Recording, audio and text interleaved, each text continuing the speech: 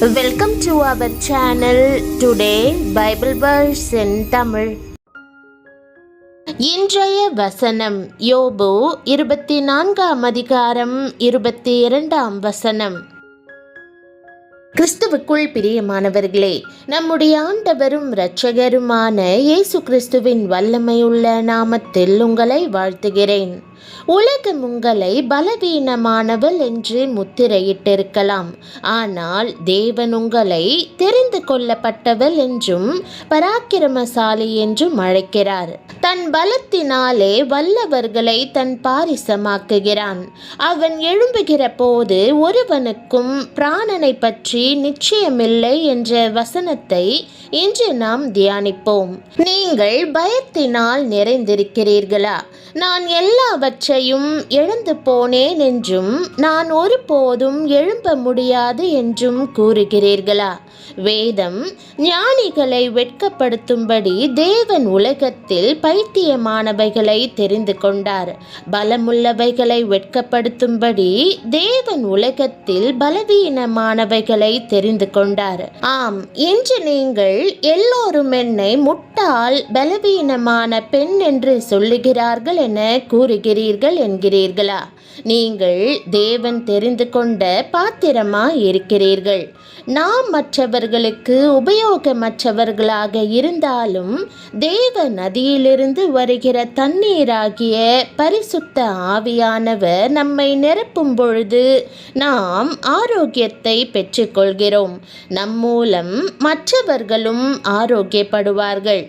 அந்த பட்டணத்தின் மனுஷர் எலிசாவை நோக்கி, இதோ எங்கள் ஆண்டவன் காண்கிறபடி இந்த பட்டணம் குடியிருப்புக்கு நல்லது, தண்ணீரோ கெட்டது, நிலமும் பாழ் நிலம் என்றார்கள்.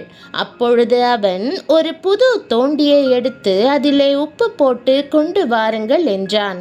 அதை அவனிடத்தில் கொண்டு வந்த போது அவன் நீரூற்றண்டைக்கு போய் உப்பை அதிலே போட்டு, இந்த தண்ணீரை ஆரோக்கியமாக்கினேன், இனி இதனால் சாவும் வராது, நிலப்பாழும் இராது என்று கர்த்தர் சொல்லுகிறார் என்றான். எரிகோ பட்டணத்து மக்கள் எலிசாவை நோக்கி, எங்கள் ஆண்டவனே, இந்த இடம் உமக்கு தெரியும். இந்த இடம் வசிப்பதற்கு அருமையான பட்டணம். ஆனால் இங்கிருக்கிற தண்ணீரோ மிகவும் கெட்டது, நிலமோ பாழ் நிலம் என்று அவரிடத்தில் முறையிட்டார்கள். அப்பொழுதுதான் எலிசா புதிதாக இரட்டிப்பான வரத்தை பெற்றிருந்தான். அவனும் மிகுந்த விசுவாசத்தோடு கூட ஒரு புது தோண்டியை எடுத்து அதில் உப்பை போட்டு கொண்டு வாருங்கள் என்றான். அவர்களும் உடனே தோண்டியில் உப்பை போட்டு நீரூற்றண்டைக்கு கொண்டு வந்தார்கள். அவன் அந்த உப்பை தண்ணீரில் போட்ட பொழுது அந்த தண்ணீர் ஆரோக்கியமானது. அந்த நேரத்தில் ஆண்டவர் தான் இந்த தண்ணீரை ஆரோக்கியமாக்கினார். இந்த நிலத்தை நல்ல நிலமாக மாற்றினார். ஆகவே இனிமேல் சாவே வராது என்று எலிசா சொன்னான். அவன் சொன்ன அந்த வார்த்தையின்படியே இந்நாள் வரைக்கும் இருக்கிறபடி அந்த நிலம் நல்ல நிலமாகவும் தண்ணீர் ஆரோக்கியமாகவும் இருக்கிறது. அதே போலத்தான் ஆண்டவர் தம்முடைய வார்த்தையை அனுப்பி நமக்கு சுகத்தை கொடுப்பார், நன்மையும் ஆரோக்கியமான தண்ணீராக மாற்றுவார். சவக்கடல் மிகவும் உப்பு நிறைந்ததாக இருப்பதினால் அதை உப்பு கடல் என்றும் சொல்லுவார்கள். அதில் வேற்று நதிகளிலிருந்து தண்ணீர் வராதது நிமித்தமாகவும் சூரிய ஒளி அதில் தொடர்ந்து படுவதினாலும் அதில் இருக்கும் தண்ணீர் மிகவும் உப்பாயிருக்கும். என்றாவது ஒரு நாள் வேறு நதியிலிருந்து தண்ணீர் பாயும் போது அதன் உப்பு தன்மை நீங்கி அந்த கடல் ஆரோக்கியமாகும். இந்த தண்ணீர் கிழக்கு தேசத்துக்கு புறப்பட்டு போய் வனாந்தர வழியாய் ஓடி கடலில் விழும். இது கடலில் பாய்ந்து விழுந்த பின்பு அதன் தண்ணீர் ஆரோக்கியமாகும் என்று வேதம் கூறுகிறது.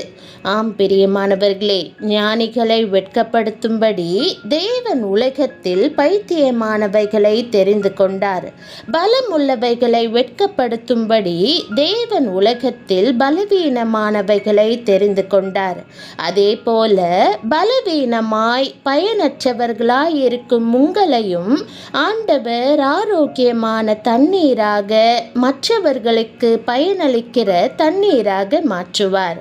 இந்த உலகத்தில் அனைவரும் நான் பலமுள்ள பெண், ஞானத்தினால் நிறைந்தவள், எனக்கு தேவன் தேவையில்லை, எனக்கு எல்லா அதிகாரமும் உள்ளது என்று கூறுகிறவர்கள் அனைவரும் தங்கள் பலத்தினால் உயரலாம் என்று நம்புகிறார்கள். தங்கள் சுய ஞானத்தினால் உயரத்திற்கு எழும்பியோர் பலர்.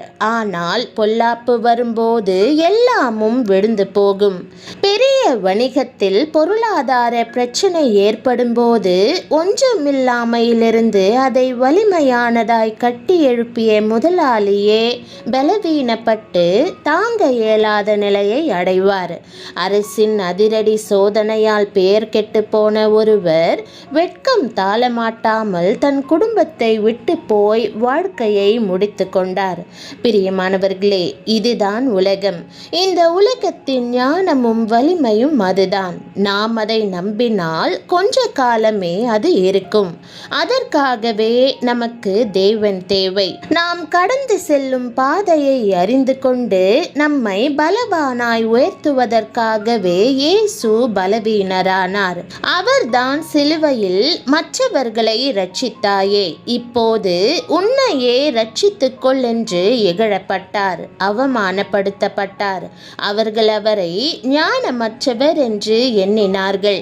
ஆனால் அவர் உங்களை மற்றவர்கள் முட்டாள் அல்லது பலவீனமானவன் என்று அழைப்பதை புரிந்து கொள்ளும்படி அதை சகித்தார்.